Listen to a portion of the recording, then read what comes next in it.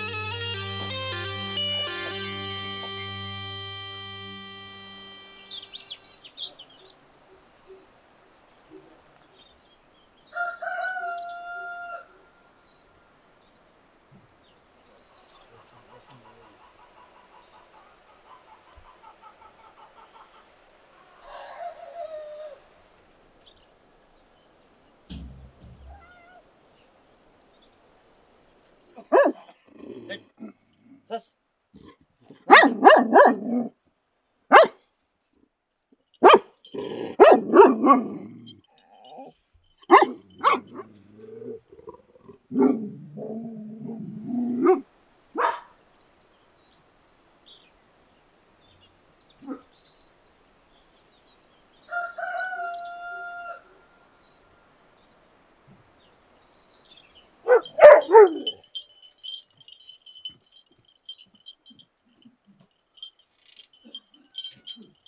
Elmas.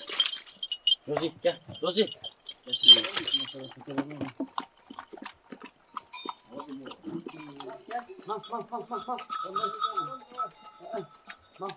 sen. Gel.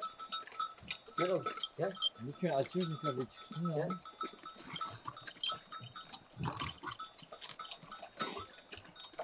Gel kızım. Gel.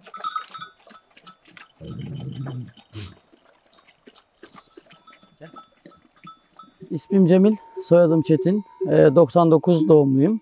Aslen Alanya'da doğdum ama memleketim Zonguldak, Kozlu, Enseköy. Ereğli Turizm İşletme mezunuyum. 4 sene burada okudum. Burada okuduğum zamanlarda hayvanlara olan sevgimden dolayı keçilere, koyunlara daha da sıcak bakmaya başladım. Alanya'ya geri döndüğümde ise yani Alanya'nın bana göre olmadığını anladım. Köyüme dönmeye karar verdim.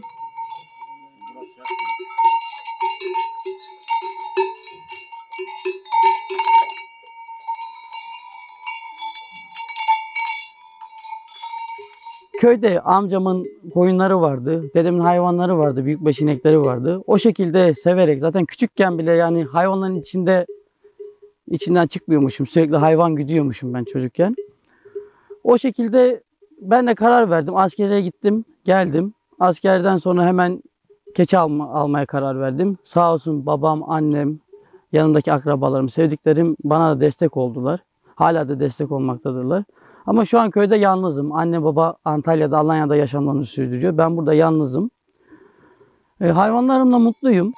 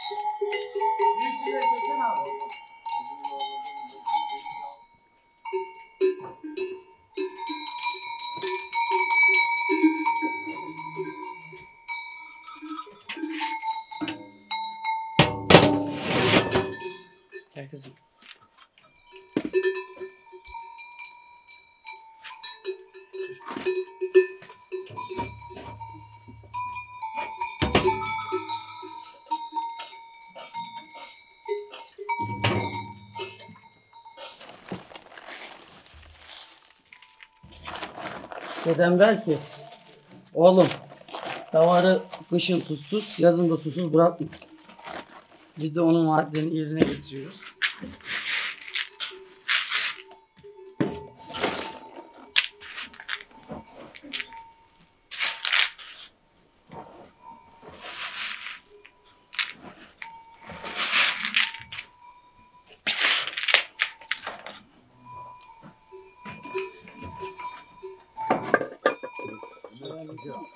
Arap.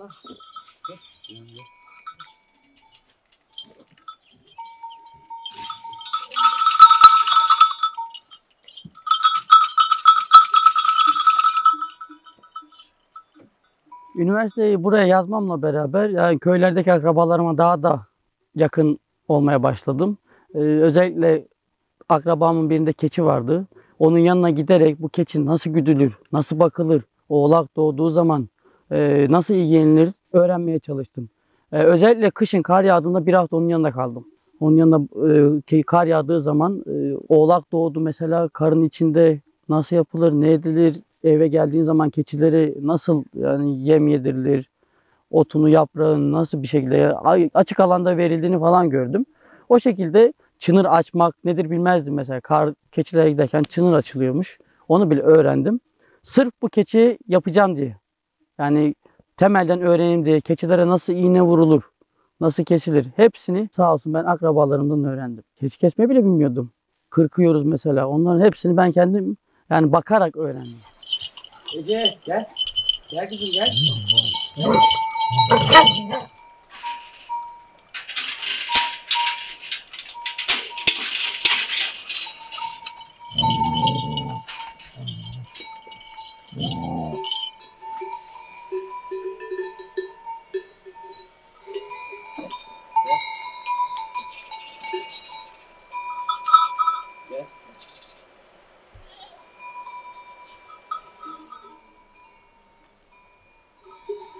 Açalım mı kapıyı?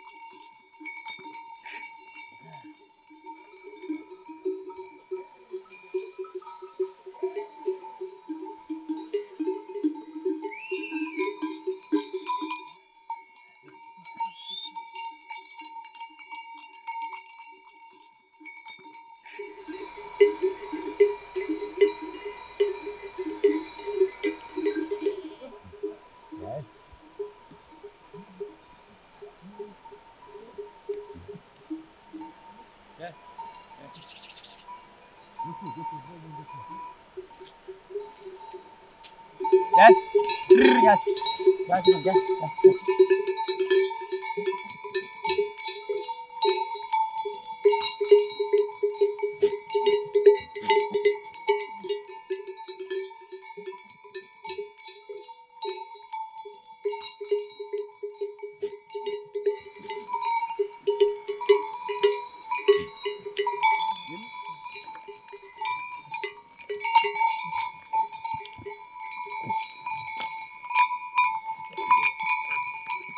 Mesleğimizin sıkıntılarından biri de bu işte.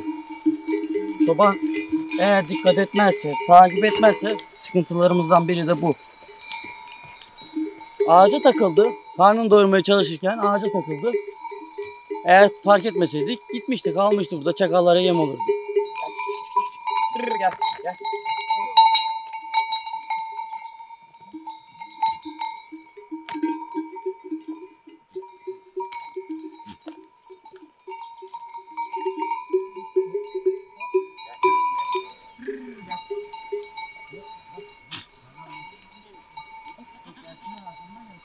Tanıdığımız vardı akrabamız.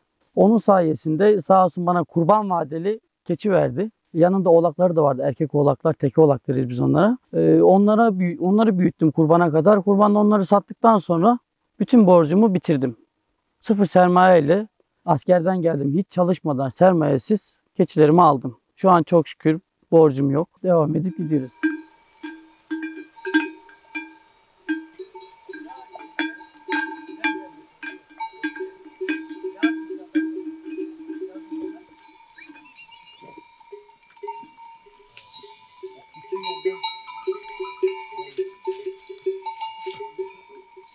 Ben şemsiye alıp geleyim 2 dakika ya. Sabah böyle şey yapalım.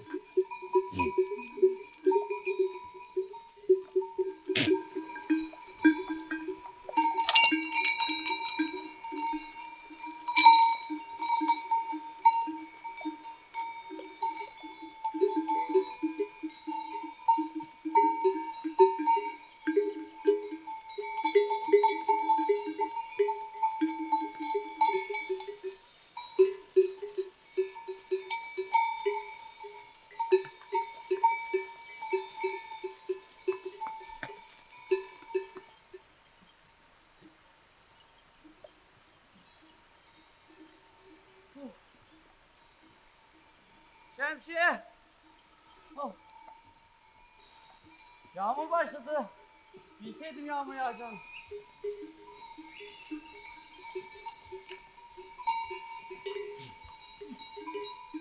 Alanya'da 8 sene turizmde çalıştım.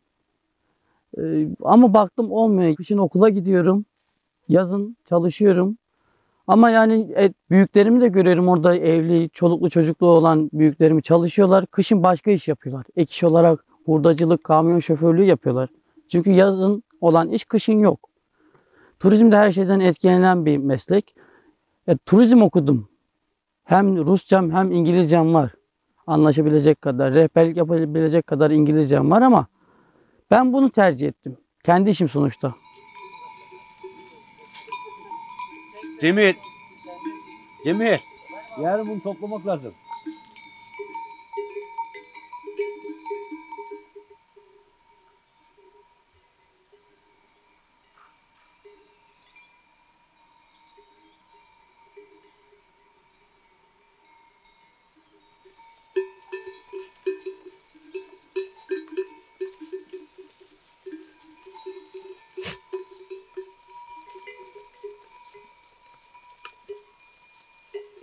Özellikle kış mevsiminde sabahları 10.30-11'de çıkıyoruz. Ondan sonra saat 4-4.30'a kadar dağlardayız. Saat 5 gibi de eve giriş yapıyoruz. Eğer ki şayet hava çok soğuk, yağmur yağarsa 3-3.30 o saatlerde erken giriyoruz. Erken girdiğimiz zaman keçilerimize yem veriyoruz.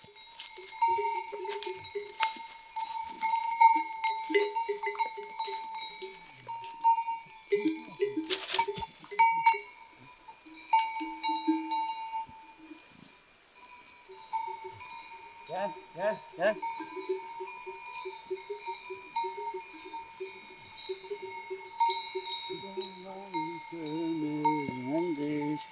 Gel, gel, gel.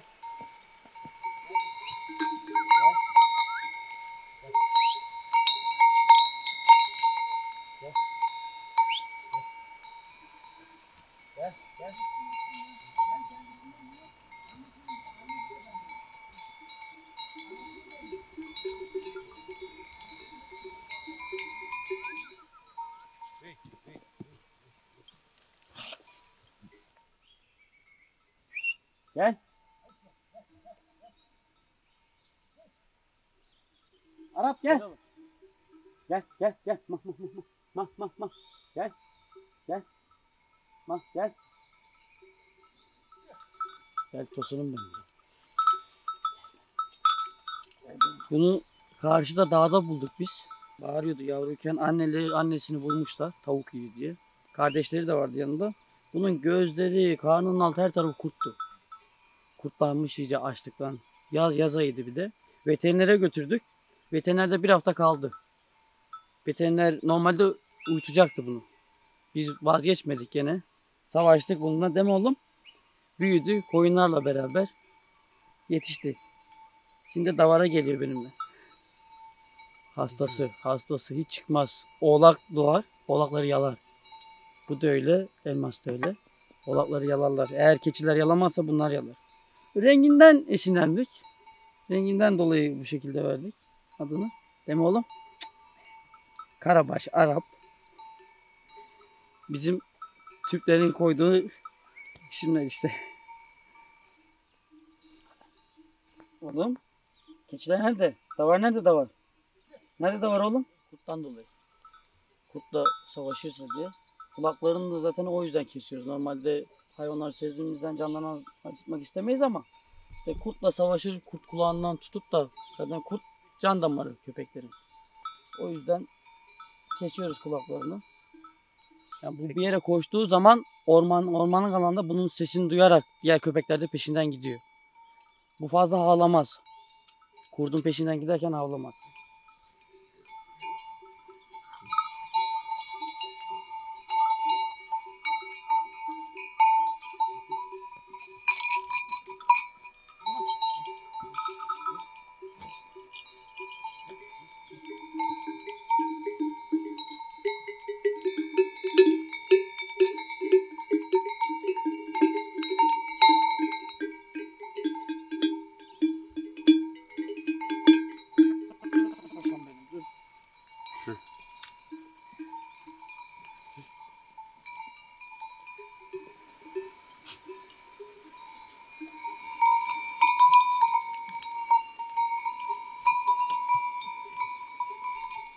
Elmas gel.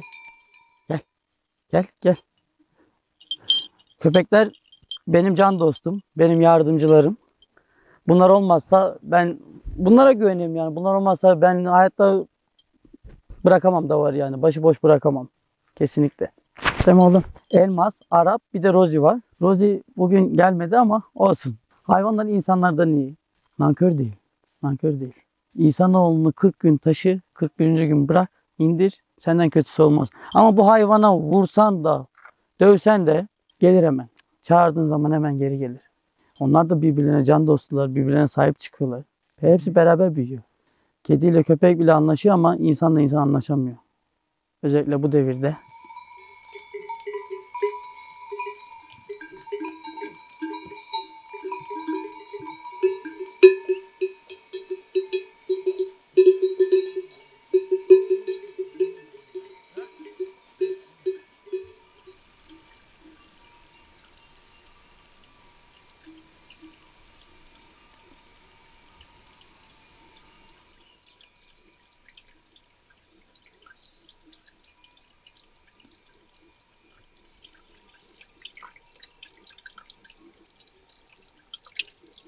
Karadeniz'de 4 mevsim yaşayabiliyorsun.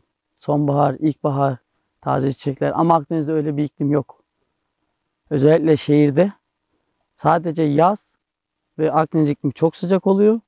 Kışında kuru soğuk. O yüzden yani Karadeniz'i ben daha fazla tercih ediyorum. Doğayı seviyorum. Doğayla iç içe.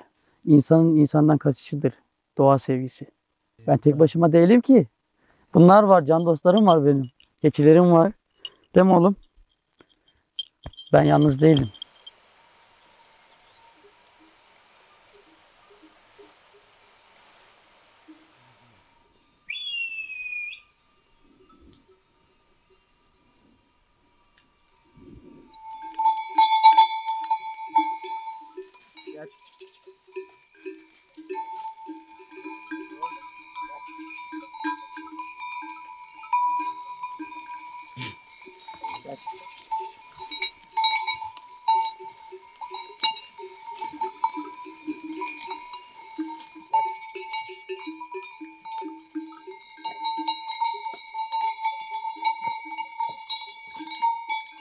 Hey!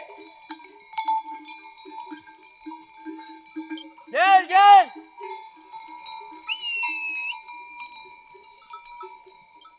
Köyümüzde hayvancılık bayağı bir azaldı. Yaşlı nüfusu arttıkça genç nüfus kalmadı gitti. Bir ben geldim.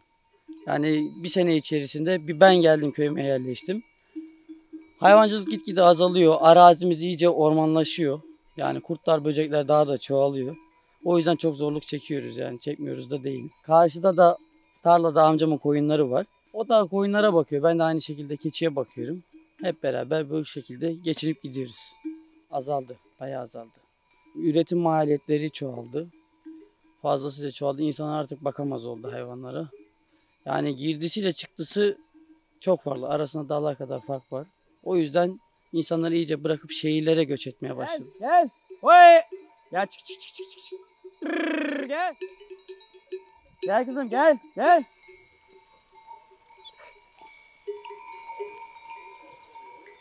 Abi arkamdan geçirme davarı. Niye? Bizim çok dikkat et. Bize bir şey olmaz.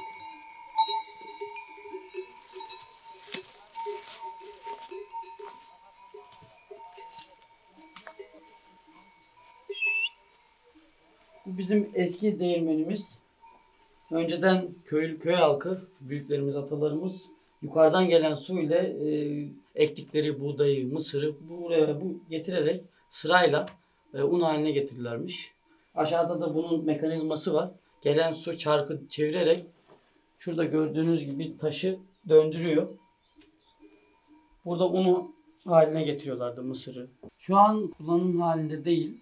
Artık her şey elektronikleşti, dijitalleşti. Herkes kendi evinde aldığı makinelerle buğdayı, mısırı öğütüyorlar. Bunlar artık hayallerde kaldı, eskilerde kaldı.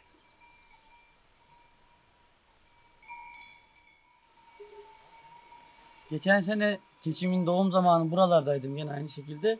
Buraya kaçtı keçi. Oğlaklarını burada doğurdu. 2 tane oğlanı. Burada doğurdu. Burada da güzel bir anımız oldu onlarla beraber. Buraya her gelişimde o keçiyi hatırlarım. Oğlaklarını hatırlarım. Hiç unutmam.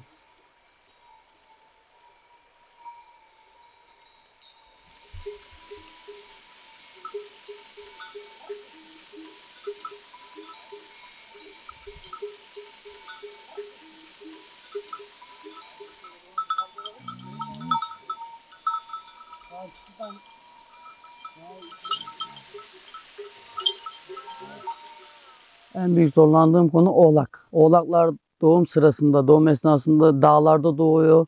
Bazı keçiler ilk oğlakları yapacağı için e, doğururken zorlanıyorlar. Ben de onlara yardım etmeye çalıştım doğarken oğlakların. Bazısı yalamadı, yani çekip gitti, bıraktı oğlaklarını. Hep yani kendi çabamla hepsini ayakta tutmaya çalıştım. Bugünlere kadar geldik. Çok şükür zayiatsız oğlaklarımı büyüttüm. Hiçbirini öldürmeden. Aşkından yapan yorulmaz. O hastalık bu bizimkisi, yani içimizde var. Alanya'dan geldim diye etrafımdaki insanlar çok garipsedi beni. Yapamaz dediler, edemez dediler. En fazla 1 sene verdiler bana. Ama çok şükür Rabbimin yardımıyla bu işin altından kalktım.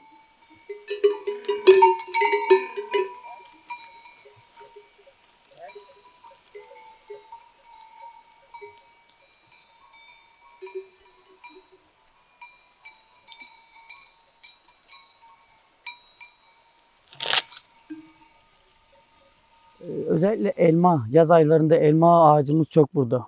Keçi elması derler. O elmalar dökülüyor yerlere. Döküldüğü sırada keçiler çok gidiyor. Bölünüyorlar. Bir de kalabalık olursa yeni gelen keçiler oluyor. Yeni dışarıdan keçiler alıyoruz. Çok bölünüyor. O şekilde tek kişi olduğum için toparlamakta zorluk çekiyorum. Arazimiz de dik, düz arazi olmadığı için sürekli koşuşturmaca zorlanıyoruz yani. Unutmadığım çok o şekilde çok günüm var. Mantarı var. Şu an mantar mevsimi. Mantar olduğu için zorlanıyoruz. Pelit mevsimi. Tarlalarda gidiyoruz. Ormana giremiyoruz o yüzden.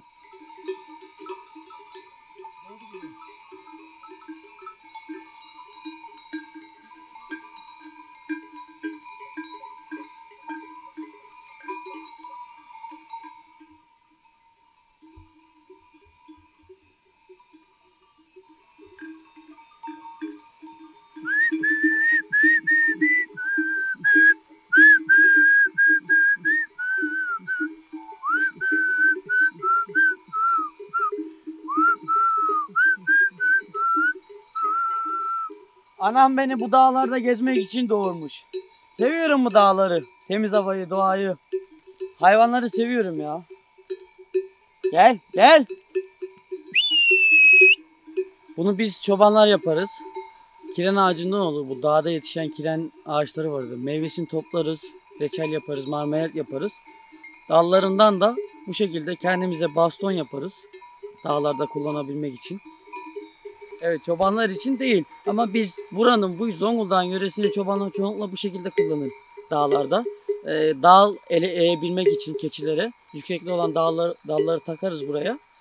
İndiririz. Bu şekilde hayvanlarımızın hem karnını doyururuz hem kendi ihtiyacımızı karşılarız.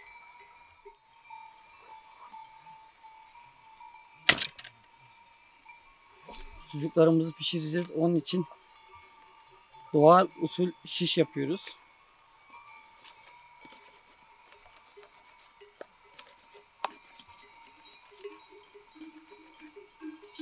Bunun da adına kını derler.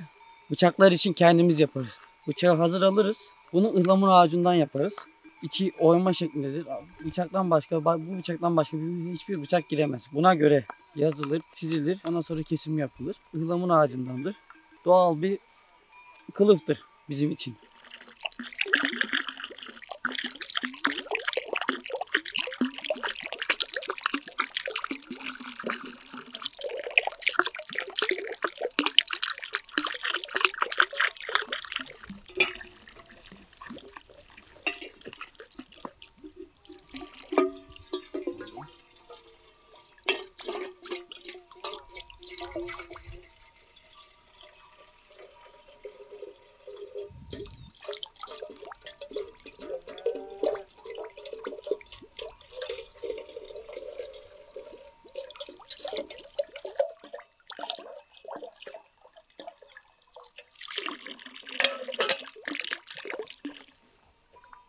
Tabii ki de ya bir genç çiftçi olarak, üretici olarak takip ediyorum. Her geçen gün kendimi geliştirmeye çalışıyorum. Bu şekilde yani günlerimizi sayıyoruz. Özellikle kurban ayını bekliyoruz. Kurban günlerini bekliyoruz. Bu şekilde para kazanıyoruz zaten.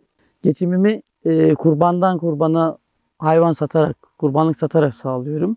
Arada tek tük adaklık satışım da oluyor. O şekilde cebimiz harçlıksız kalmıyor çok şükür. Üretirsek geçimimiz hiç zor değil. Yaz ayını bekliyoruz.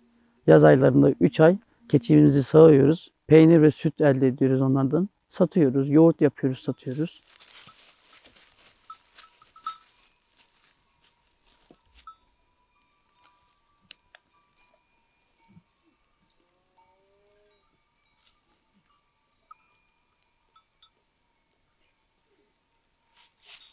Çayımızı demleyelim kara demlikte. Karnımızı da doyuralım. Keçilerimiz zaten kendi kendine geziyorlar burada. Köpeklerimiz başında. İstirahat saatimizi başlatalım. Normalde çobanların kara demliği olur ama bizimki biraz parlıyor.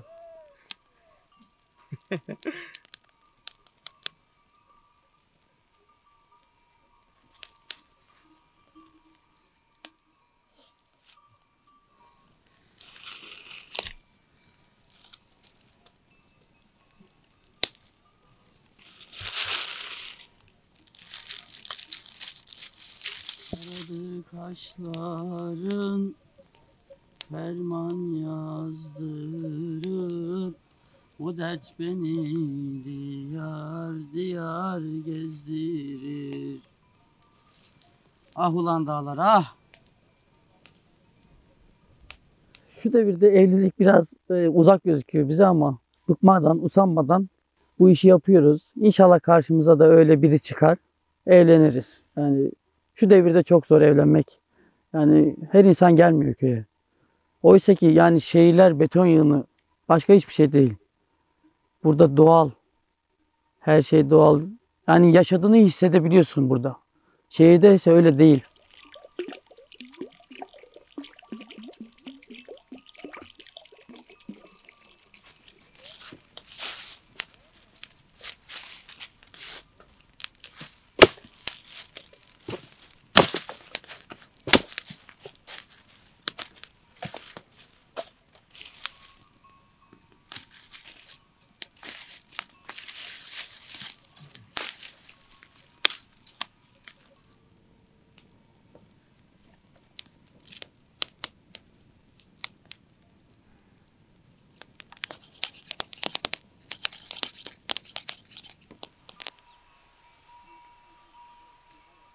Her şeyiyle 10 numaradır köyümüz.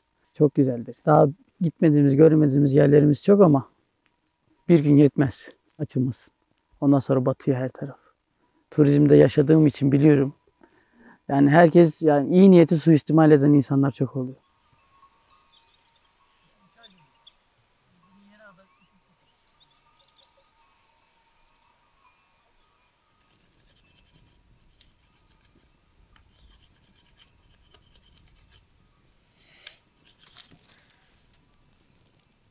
Hadi be, iki gözümün çiçeği.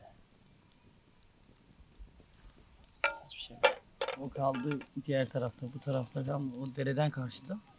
Orada bekimiz var bizim. Bekte duruyor.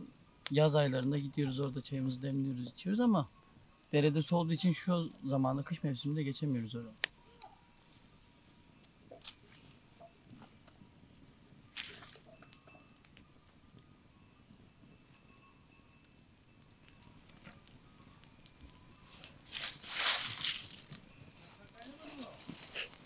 Geldi. Davar nerede? Bu tarafa çevireydin. Bu tarafa çevirseydin. Yüksekte mi, alçakta mı? Yüksekte. O çay kaynadı mı Şehit ha? Eli kulağında. Ya şimdi niye kadar çay demlenmişler dedim. Adamlar doyurmuştu dedim ya. Tabii. Biliyorum, olmadı.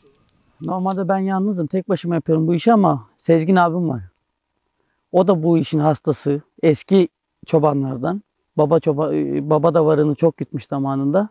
O da işte birkaç haftada bir canı sıkıldıkça davar güdesi gelirse eğer gelir yardım eder bana, sağ olsun. Beraber davar güderiz. Özellikle zil hastasıdır kendisi. Zil, çan. Ben de aynı şekilde. Zaten ondan bulaştı bana da. Böyle dolu yani evlerimiz 30-40 kadar zil, çan hastasıyız. Bilmiyorum ama bu zil, çan olmasa ben bu hayvanı gütmem. Güdemem. Sessiz sakin yok, bana göre değil. Yani dağlar böyle inleyecek zil sesleriyle, çan sesleriyle. Gümleyecek yani dağlar. Yoksa ben bu davarı güdemem yani. Zevkli olmaz. İşin en zevkli kısmı da o zaten. Taktığın zaman özellikle bahar ayında hem oğlakları salıyorsun ilkbaharda. Oğlaklar me me diye bağırıyorlar. Onların sesi bir yandan, zil, çan sesleri bir yandan insanın hoşuna gidiyor.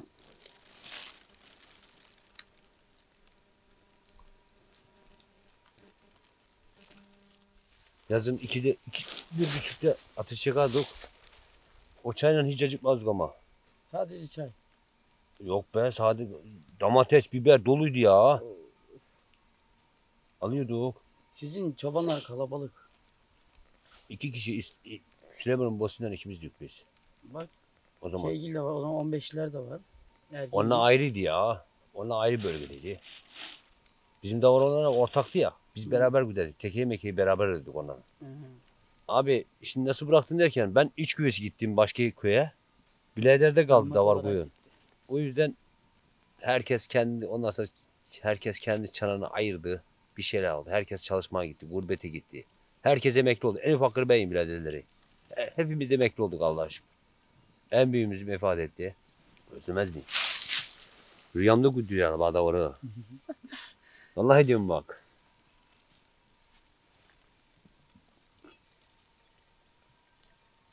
Çay yetmez bize. Suyu az onu. Ben bir bardak içsem yeter. Ha.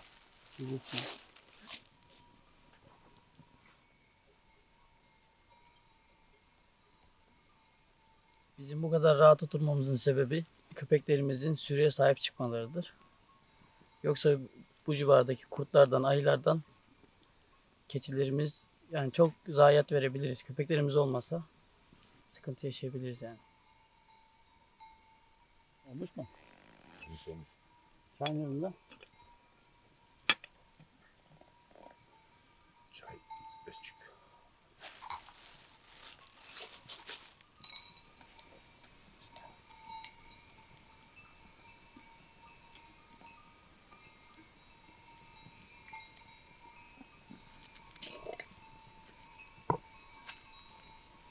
Ben bir olmuş.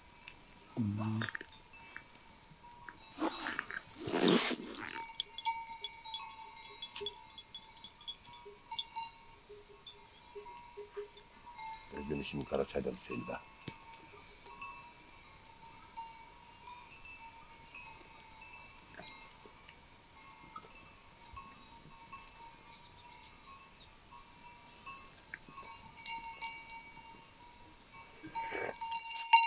Gel. Sen ne bakıyorsun oradan, gel. Gel çık. Gel. Şekeri dökersin.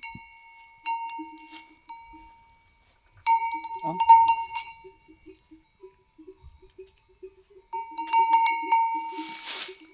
Yiyeceğim bunu. Ne ya?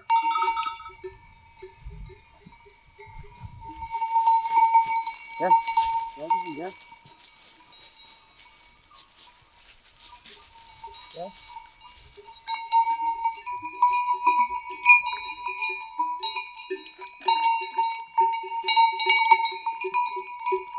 Gel.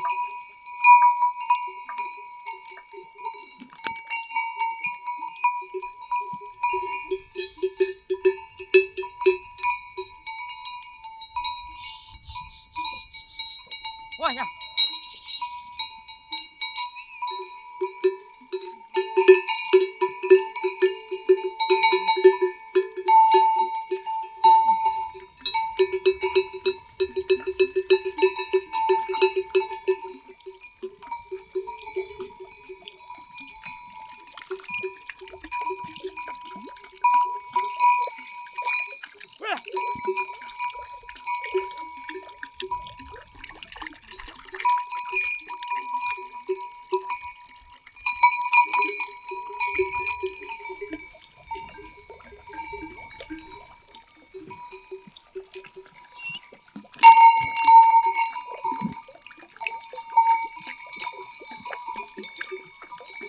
Gel, gel. Gel, gel.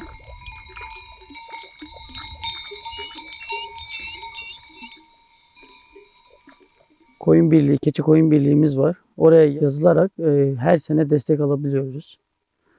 O aldığımız oğlakların sayısına göre bize de destek ücreti yatıyor.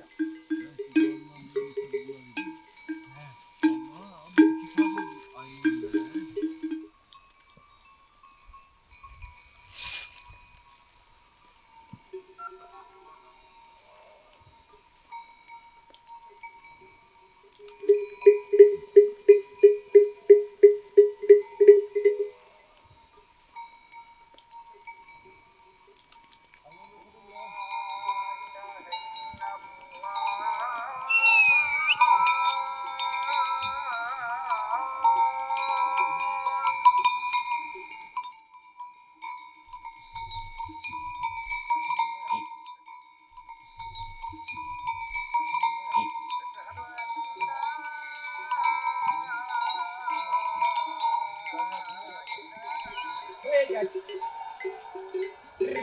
Gel. Gel. Hey, gel.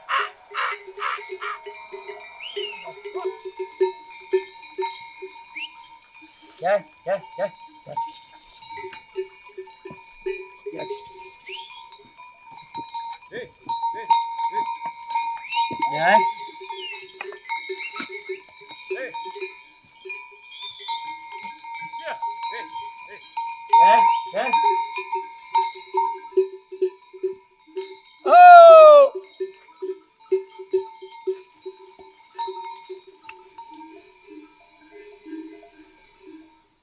Oy dağlar dağlar.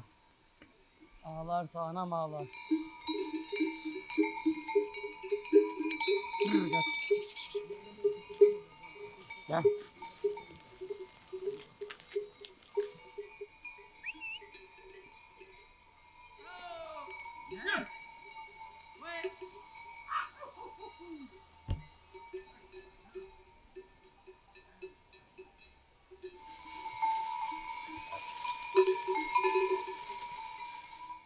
Ya benim asıl hayalim ailemle beraber bu işi geliştirerek projeli bir şekilde, sistemli, oturaklı bir şekilde yapmak. Yani kara düzen değil.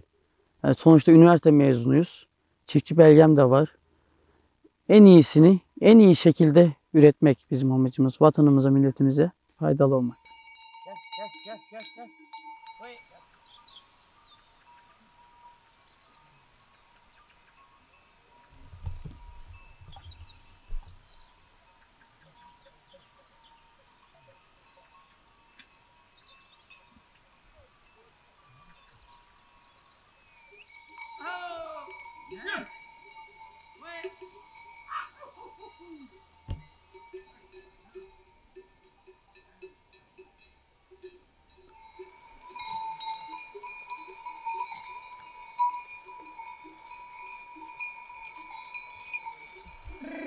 gel. Gel.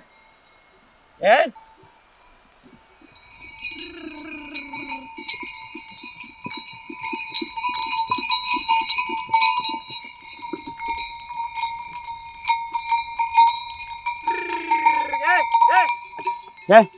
Gel. İnanırlarsa başarabilirler. Mesele inanmakta. Ben hiç pes etmedim. Her sabah yani şehirde sinirli bir şekilde uyanırsın sabahları. Çünkü sevmediğin iş. Birine para kazandırdığın iş. Ama bunda öyle değil. Bunda sen kendin para kazanıyorsun. İstediğin saatte çıkabiliyorsun. Severek uyanıyorsun bir defa. Soğuk da olsa, sıcak da olsa her sabah uykudan uyanınca severek uyanıyorsun. Gel.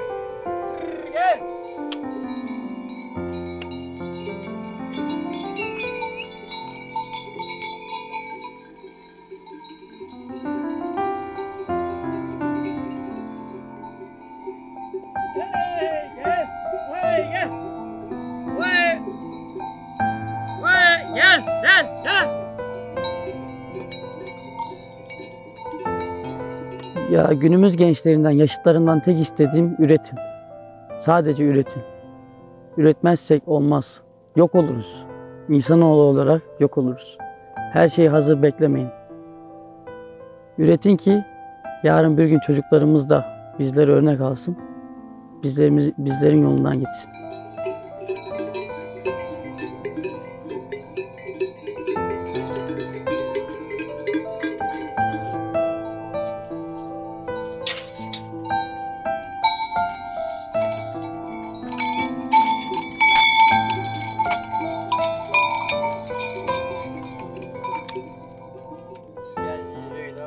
Gel.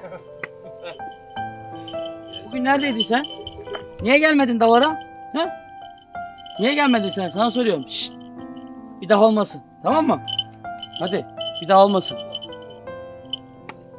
Bugünkü meşhur kaçak köpeğimiz buydu.